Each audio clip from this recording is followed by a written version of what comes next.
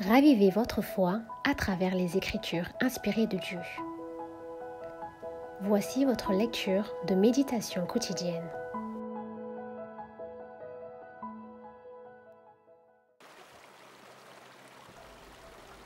L'Église est l'intermédiaire choisi de Dieu pour le salut des hommes. Sa mission est de porter l'Évangile au monde. L'obligation d'y participer repose sur tous les chrétiens. Chacun, dans la mesure de ses talents et des occupations qui se présentent à lui, doit remplir la tâche qui lui a été assignée par le Sauveur. L'amour du Christ qui nous a été révélé nous rend débiteurs de tout ce qui ne le connaissent pas. Dieu nous a communiqué sa lumière, mais ce n'est pas pour nous seulement, c'est pour que nous en fassions part à d'autres. Si les disciples de Jésus-Christ étaient à la hauteur de leur tâche, ils y auraient, dans les pays païens, des milliers de prédicateurs de l'Évangile, là où il n'y en a qu'un aujourd'hui.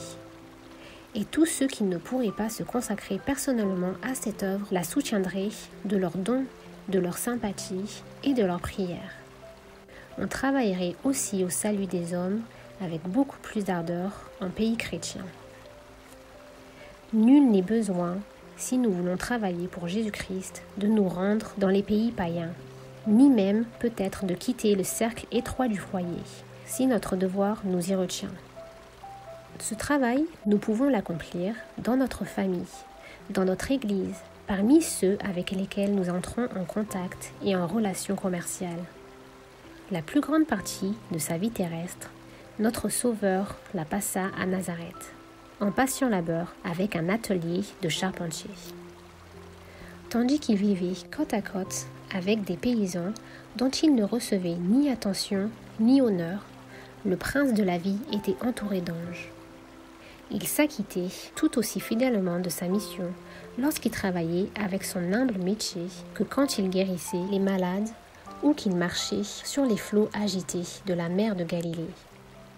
De même, dans les devoirs les plus humbles et la condition la plus modeste, nous pouvons suivre Jésus et travailler avec lui.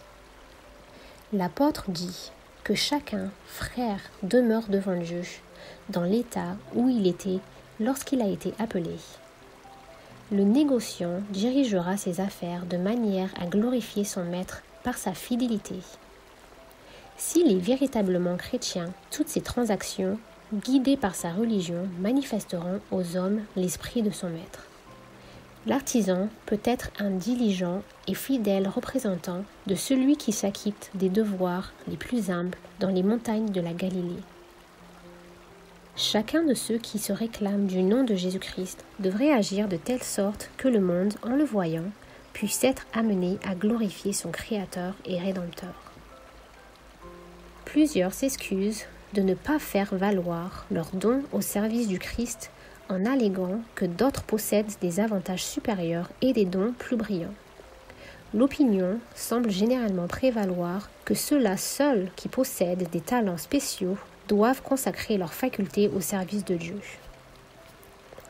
Un grand nombre paraissent convaincus que quelques favorisés seulement ont reçu des talents, à l'exclusion de tous les autres, et que ceux-ci, naturellement, ne sont appelés à participer ni aux travaux ni aux récompenses. Mais ce n'est pas là ce que nous apprend les paraboles des talents. Quand le maître de la maison appela ses serviteurs, il assigna à chacun sa tâche. Avec un esprit aimant, nous pouvons vaquer aux devoirs les plus humbles, comme pour le Seigneur. Si l'amour de Dieu est dans le cœur, il se manifestera dans la vie. Le doux parfum du Christ nous enveloppera et notre influence produira des effets heureux sur notre entourage. N'attendez pas de grandes occasions ni des dons remarquables avant de commencer à travailler pour Dieu. Vous n'avez pas besoin de vous préoccuper de ce que le monde pensera de vous. Si votre vie de chaque jour est un témoignage de la pureté et de la sincérité de votre foi, et si vos semblables voient dans votre conduite le désir unique de leur faire du bien, vos efforts ne seront pas entièrement vains. Le plus humble et le plus pauvre des disciples de Jésus peut être en bénédiction à d'autres. Il peut ignorer le bien qu'il fait, mais par son influence inconsciente, il provoquera des vagues de bénédictions qui augmenteront en étendue et en profondeur, et dont il ne connaîtra les résultats qu'au jour de la récompense finale. Il peut n'avoir pas l'impression de faire de grandes choses, et il n'a pas à se préoccuper du succès.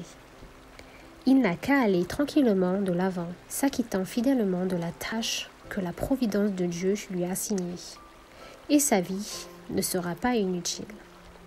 Son âme réfléchira de plus en plus fidèlement l'image de Jésus-Christ. Il sera ouvrier avec Dieu dans cette vie et se préparera ainsi pour l'œuvre plus grande et la joie sans mélange de la vie à venir. Merci pour votre écoute et rejoignez-nous demain pour la suite de notre lecture. Que Dieu vous bénisse.